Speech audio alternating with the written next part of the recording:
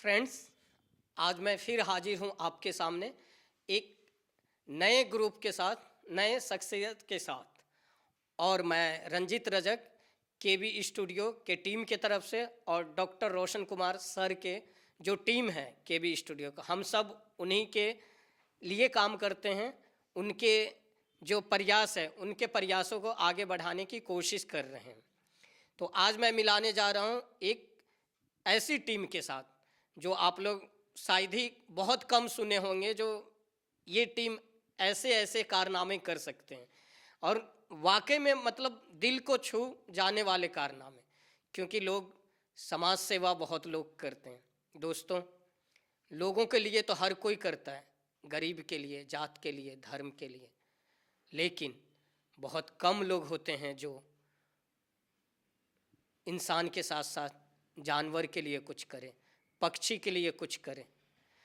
तो आपको बहुत जान के खुशी होगी इनकी कहानी, इन्हीं की जुबानी।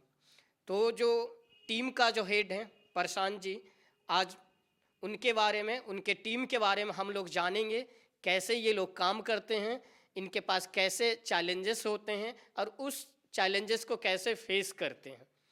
तो प्रशांत जी सबसे पहले, और वर्षा जी और ऋषि जी, आप लोगों को बहुत बहुत स्वागत है, हार्दिक अभिनंदन करते हैं हम लोग। केबी स्टूडियो के प्रांगण में आप लोग पधारे हैं और साथ में मुझे दिल से बहुत खुशी हो रही है आप लोगों को यहाँ बुलाकर। आप लोगों का के साथ चर्चा करेंगे, चर्चा समाज सेवा की, चर्चा एक ऐसी सेवा की जिसमें शुल्क नाम की कोई चीज़ ना हो। तो प्रशांत जी से जानेंगे उनके टीम के बारे में। प्रशांत जी, सबसे पहले आप अपना और अपने टीम का इंट्रोडक्शन दीजिए। सबसे पहले तो मैं केबी स्टूडियो की पूरी टीम को और डॉक्टर रोशन कुमार को धन्यवाद करूंगा, जिन्होंने हमें यहाँ बुलाया और हमारे परिचय आप लोगों से हुई। हमारी टीम जानवरों पे काम कर रही है, जैसे जिसमें हो गए गाय, कुत्ते, जिन्हें लॉकडाउन से ही हमारी टीम काम कर रही है। लॉकडाउन में इंसान के लिए खाना नहीं हो पाता था, तो जानवर के को कौन देखता है। फिर धीरे धीरे हमारी टीम में चिड़िया पे भी काम की। चिड़िया के लिए हम लोग टीन का डब्बा लगाएं, जगह जगह, हर पेड़ पे, हर जगह जहाँ पे चिड़िया पानी का व्यवस्था नहीं था वहाँ पानी किए, टीन का डब्बा में पानी रख दिए और उसके लिए चावल दाना चिड़िया के लिए रखें। फिर हम लोग रोटी कलेक्ट करते हैं, हर घर जाके अपने अड़ोसी पड़ोसी जितने भी हैं वो हमसे जुड़े, और धीरे धीरे हमको रोटी मिला, दूध भी मिला। हमारे कोषाध्यक्ष हैं, साई की रसोई कोषाध्यक्ष निखिल जी, जिन्होंने डेली, मतलब एक दिन भी ऐसा नहीं होगा जब हम लोग छोड़े हैं, डेली हमें दूध देते हैं, रोटी देते हैं वो अपने घर से। तो हम लोग रोटी दूध मिला के कुत्तों को देते हैं, गाय को भी रोटी दिया जाता है। कभी कभी हमारे पास बहुत से सब्जी रहते हैं वो भी देते हैं हम लोग। और आप लॉकडाउन में आप जानते होंगे जीडी कॉलेज के अंदर सब्जी का आड़त लगा था, तो वहाँ से हम लोग सब्जी बोरा बोरा लाते थे और जानवरों को खिलाते थे, गाय को देते थे। इसी बीच हमें घोड़ा भी मिली, बहुत से जानवर मिले जिसे हम किए, लेकिन ज़्यादा खास करके हम लोग गाय पे और कुत्ते पे ध्यान दिए, क्योंकि कुत्तों को देखने वाला कोई नहीं था, इसलिए कुत्तों को दूध रोटी हम हर जगह। अभी भी आप अगर 8 बजे पहुंच जाएंगे चुन्नी लाल मेगा मार्ट के पास, तो हमारी टीम मिल जाएगी वहाँ पे, वहाँ के कुत्तों को खिलाती है। फिर डॉक्टर जो मंजू चौधरी, वहाँ पे भी हम लोग देते हैं।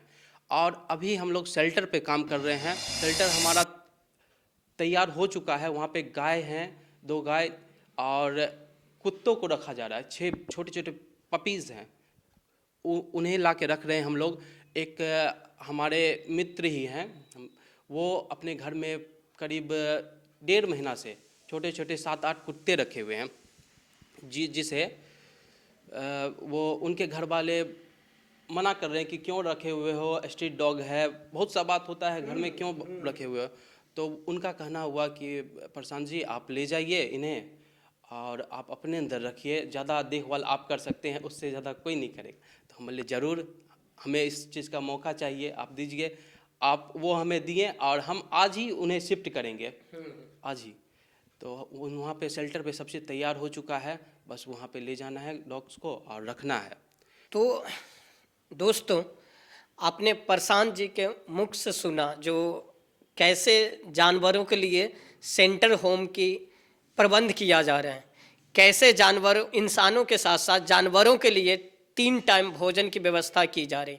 और ये काम करना आसान तो नहीं है दोस्तों, लेकिन नामुमकिन भी नहीं है।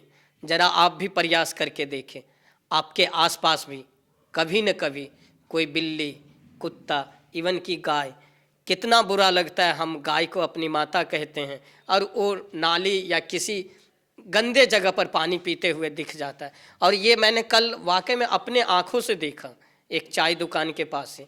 लेकिन आप लोगों से अनुरोध करता हूँ, आपको कहीं भी ऐसे जानवर देखें, खाना दूर कम से कम पानी तो दे ही सकते हैं आप। सो प्लीज़ दोस्तों, आप लोग इंसान का सब ध्यान रखते हैं, जानवरों का भी हम इंसानों का ही फर्ज है ध्यान रखना, क्योंकि वो वॉइसलेस है, वो बोल नहीं सकते, वो मांग नहीं सकते, वो कह नहीं सकते। लेकिन ज़रा सोचो, हमारे बच्चे तो कहते हैं ना, मम्मी मुझे भूख लगा, पापा मुझे भूख लगा।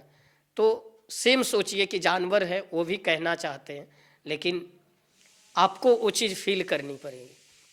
तो अभी हम ऋषि जी से जानते हैं, ऋषि जी इस मुहिम में कैसे जुड़े और इनका जुड़ने का क्या मकसद है और इनको और काम छोड़ के इन कामों में कैसे मज़ा आता है। ऋषि जी नमस्कार मित्रों, मैं सबसे पहले डॉक्टर रोशन सर को एवं केवी स्टूडियो की तमाम टीम को सहृदय धन्यवाद देता हूं, जिन्होंने आज मुझे अपने मंच पे जगह दी है। ठीक है, कोविड-19 जैसी महामारी का प्रकोप चल रहा था, पूरे देश में लॉकडाउन का स्थिति था, जिनमें देखा मैंने कि प्रवासी मजदूर जो भी है वो सब अपने गंतव्य स्थान मतलब अपने घर पे जा रहे थे, जो भी जहाँ दिल्ली, बम्बई, जो भी जहाँ भी काम कर रहे थे।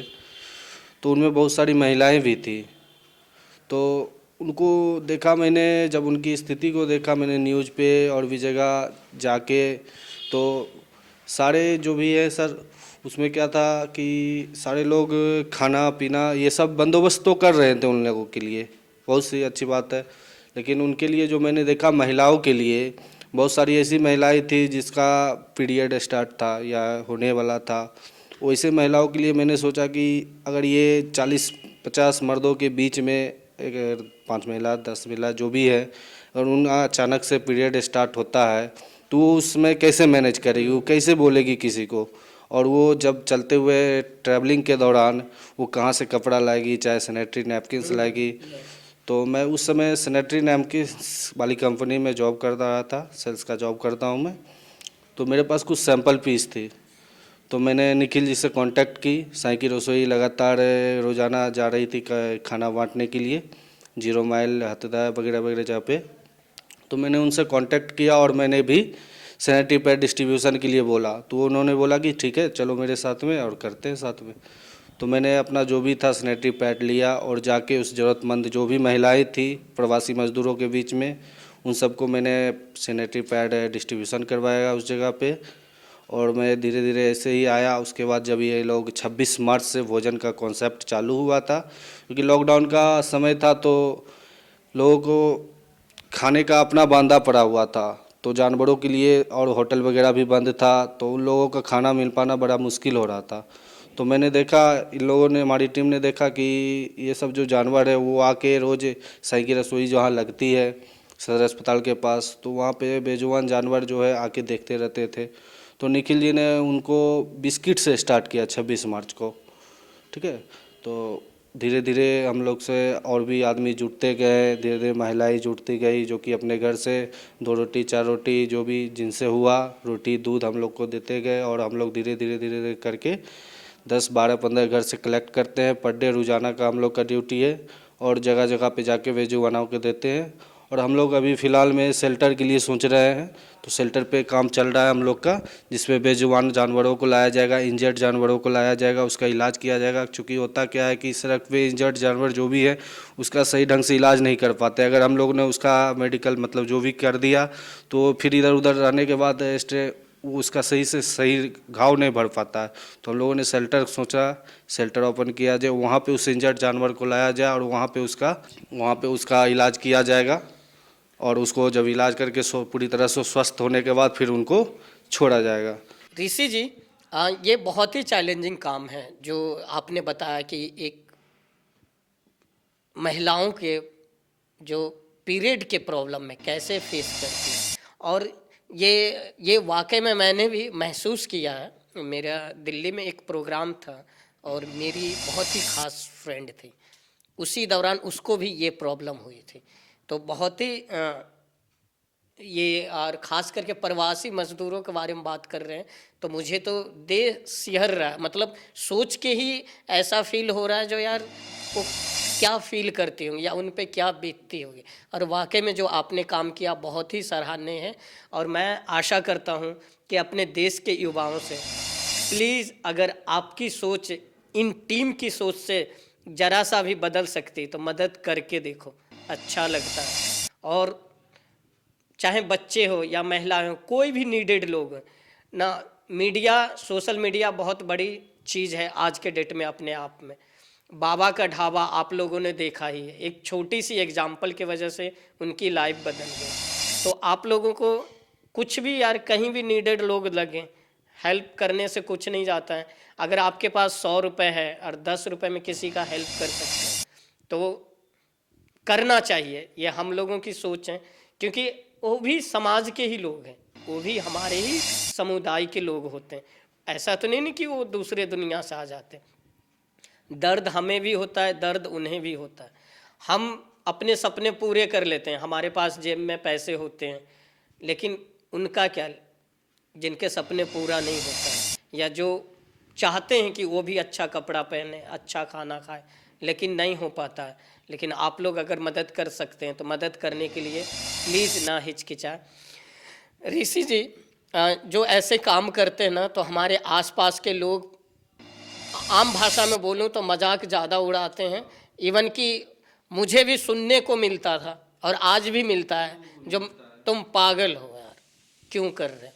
तो मैं ये जानना चाहूँ, बट मेरी फैमिली लोग जो हैं वो सपोर्ट करते हैं मुझे, जो हाँ, क्योंकि मेरी माँ या जो भी है मेरी वाइफ, उनका मानना है यार बंदा जिस काम में खुश है करने दो ना। तो मैं ये जानना चाहता हूँ जो सोसाइटी क्या सोचती है आप लोगों के बारे में, प्लीज़ बताएं। जब हम लोगों ने ये काम स्टार्ट किया तो बहुत सारे लोगों की प्रतिक्रिया रही, बहुत सारे लोग बहुत बुरा भला भी कहा, लेकिन बहुत सारे महिलाओं का, जो कि नारी शक्ति का हम लोगों का योगदान रहा, जो कि अपने घर की बची हुई रोटियां हमें रोज़ाना देती है। अगर हम लोग एक दिन मिस कर देते हैं तो वो फ़ोन करके हमको बुलाती है और देती है। तो हम लोगों को लगा कि नहीं, सपोर्ट तो है और जो हम काम कर रहे हैं उससे हमको खुशी भी मिलती है। बेजुबानों के लिए, इंसानों के लिए तो कोई भी करता है, बहुत सारी संस्थाएं हैं, बहुत सारे पॉलिटिक्स, मतलब जो भी है। और हम लोगों ने जो भी महिला से रोटी लेता हूँ और करता हूँ ये सब काम। तो जैसे आपके घर में पेरेंट्स क्या सोचते हैं आपके बारे में? पेरेंट्स का क्या है कि पेरेंट्स जो है मेरे, वो बोलते हैं आप जो जिस काम में खुश हो वो करो, क्योंकि मैं किसी का गलत नहीं कर रहा हूँ और मैं कोई गलत काम नहीं कर रहा हूँ, तो इससे मेरे पेरेंट्स को कहीं कोई परेशानी नहीं है हमसे। वर्षा जी, एक तो आप अपने बारे में बताइएगा और आप कैसे इंस्पायर हुई, मतलब इस टीम से कैसे जुड़ी। साथ में ये जानना चाहूँगा क्योंकि एक गर्ल्स के लिए ना सोशल वर्किंग करना, वो भी बिहार में, तो मुझे लगता है कि एक पुलिस ऑफिसर के जॉब से भी कठिन काम है। क्यों? क्योंकि आज भी बिहार में कहता है जो यार उसकी बेटी का फ़ोटो इधर से उधर ना हो जाए, शादी करने में दिक्कत आएंगे, या उनके ससुराल वाले क्या सोचेंगे, या आगे कुछ और कहते हैं लोग, पीठ पीछे कुछ और कहते हैं। तो मैं ये जानना चाहूँगा, आप खुल के बोलिए, जो आप इस टीम से किस तरह जुड़ी, क्यों जुड़ी, और आपको किस तरीके का परेशानियों का सामना करना पड़ रहा है आज के डेट में। मैं वर्षा कुमारी डॉक्टर रोशन सर को नमस्कार करना चाहती हूँ और उनके पूरे टीम को भी नमस्कार करना चाहती हूँ। कोविड-19 में जो लाइब्रेरी खुला था उसमें निखिल सर मौजूद थे, उसी से पुस्तकालय में बुक डोनेट हुआ तो उसमें फ्री मिला। फिर कपड़े भी डोनेशन में मिले थे तो वो भी बांटना स्टार्ट भी किए थे। टाइकोंडो भी वहाँ होता है छत पे, इसीलिए आपको सेंटर में जुड़ के कैसा लगा? बहुत अच्छा लगा है। क्या क्या करती हैं आप सेंटर में? डांस भी होता है, वाह। टाइकोंडो भी होता है, फिर पढ़ाई भी, बुक भी फ्री मिलता है, इसीलिए। आप किस क्लास में पढ़ते हैं? Class 9th। 9th में। आपका एम क्या है, मतलब सपना क्या बनना चाहते हैं? मेरा एज 15 इयर्स है। मैं बड़े होके कुछ बनना चाहती हूँ, जैसे हुआ पुलिस। इसमें आप उन बच्चों को कुछ कहिए जो बच्चे नहीं पढ़ते हैं, कुछ संदेश दीजिए। मैं उन बच्चों से भी कुछ कहना चाहती हूँ कि वो भी कुछ पढ़े और कुछ बन के दिखाएं। तो दोस्तों, आपके शहर में जो एक पुस्तकालय है, सबों का पुस्तकालय, उसमें बच्चे पढ़ते ही नहीं हैं, पढ़ाई के साथ साथ वहाँ पे एक्टिविटीज़ की क्लासेस होती हैं, वहाँ पे बच्चे डांस सीखते हैं, वहाँ पे बच्चे सेल्फ डिफेंस क्लासेस सीखते हैं, वहाँ पे बच्चे ड्रामा सीखते हैं, और पढ़ाई के साथ साथ जो बच्चों के सपने होते हैं उसको संजोया जाता है। उस सपनों को साकार करने के लिए वहाँ से जितने भी टीचर हैं जुड़े हुए हैं, और स्पेशली निखिल जी जो स्पेशली इन बच्चों पे ध्यान देते हैं, उनके सपनों को साकार करने का पूर्ण प्रयास सभी टीचर का रहता है। तो मैं आशा करता हूँ जो आप लोग आपके शहर में हैं, ऐसी सोच को, ऐसे लोगों को प्लीज़ आप भी सपोर्ट करें, तभी तो एक दिन हमारा ज़िला के बच्चे, हमारे देश के बच्चे नाम रोशन कर पाएंगे। तो बहुत सारे एक्टिविटीज़ करते हैं, आपने सुना ना, जानवरों के लिए, महिलाओं के लिए, बच्चों के लिए, और तो और हेल्थ डिपार्टमेंट में जो जानवरों को इलाज करते हैं, जानवरों के लिए इलाज का प्रबंध करते हैं ये लोग। और एक चीज़ और बताएंगे प्रशांत जी, जो ब्लड डोनेशन भी ये लोग प्रोग्राम करते हैं, जिस पे कई युवाएं आके ब्लड डोनेट करते हैं, और इनके बारे में हम प्रशांत जी के बारे में जानेंगे, प्रशांत जी के द्वारा जानेंगे जो ब्लड डोनेशन एक्टिविटीज़ में किस तरीके के चैलेंजेस होते हैं और उन एक्टिविटीज़ को सक्सेस बनाने के लिए इनका क्या प्रयास रहता है। जैसा कि रंजित जी ने कहा, ब्लड डोनेशन कैंप सबसे शुरुआत में 2018 के 31 दिसंबर 2018 में हमारे घर के बगल के किशन भैया जो हैं हमारे, वो अपने घर में ही ब्लड डोनेशन कैंप लगाए थे, जिनमें बहुत से युवा हमारे साथी और भी निखिल जी, हम हो गए, सारे लोग, करीब 50 लोग डोनेट किए थे, ब्लड डोनेट किए थे। और सबसे शुरुआती दौर में हम लोग को बहुत डर लगता था ब्लड डोनेट करने में, लगता था कहीं कुछ हो न जाए। लेकिन जब हम लोग किए, और हमारे किशन भैया जो हैं वो आर्मी में हैं, उन्होंने कई बार किया है, तो उनका कहना था, शुरू से ही कहना था कि कुछ होता नहीं है, ब्लड डोनेट करने से नया ब्लड बनता है और 5 तरह के तुम्हारा शरीर का जांच हो जाता है, बहुत सा 5 तरह में जांच में आ जाता है। तो ऐसा उन्होंने कहा, हम भी गए, देखें, पहले तो डर लगा, फिर दिए, फिर धीरे धीरे अभी तक हम 3-4 बार दे चुके हैं हम लोग, और ऐसा कुछ भी नहीं होता है। तो मैं बेगूसराय की जनता को कहना चाहूँगा, बेगूसराय जो भी हमारे साथ जुड़े हैं या देख रहे हैं वीडियो, तो उनको ये कहना चाहता हूँ, आप ज़रूर एक बार अपने लाइफ में ज़रूर, जो नहीं किए हैं ब्लड डोनेट, वो ज़रूर करें, और आप इस अनुभव को फील भी करेंगे। डोनेट करने के बाद कुछ नहीं होता है, एक तो आपके शरीर से पुराना रक्त निकलता है और नया रक्त बनता है, जिससे आप और स्वस्थ होते हैं। ऐसे घबराने की कोई चीज़ नहीं है जिससे आपको घबराना है। ब्लड डोनेट करने से कमजोरी होती है, किसी प्रकार की कमजोरी नहीं होती है, और 24 घंटे के अंदर आपका ब्लड खुद बन जाता है। एक सवाल है मेरा, एक व्यक्ति 1 महीने में या एक व्यक्ति 1 साल में कितने बार ब्लड डोनेशन कर सकता है? एक व्यक्ति 3 मंथ में 1 बार कर सकता है, मतलब 90 दिन के बाद आप खुद ब्लड डोनेट करने के लायक हो जाते हैं, योग्य हो जाते हैं, आप फिर से कर सकते हैं। और आपको एक, अगर कहीं आप कैंप में ब्लड डोनेट करते हैं तो एक आपको कार्ड दिया जाएगा, जिस कार्ड के माध्यम से आप कभी भी 3 महीने के अंत शुरू में मतलब 3 मंथ में आप किसी भी टाइम अपना ब्लड खुद ले सकते हैं। अगर आपको ज़रूरत पड़ गया तो आप ले भी सकते हैं। कहीं ऐसा हो न लेकिन हो जाए, कहीं कुछ एक्सीडेंट हो जाए तो आप अपना ब्लड खुद अपने ऊपर चढ़ाने के लिए आप ले सकते हैं।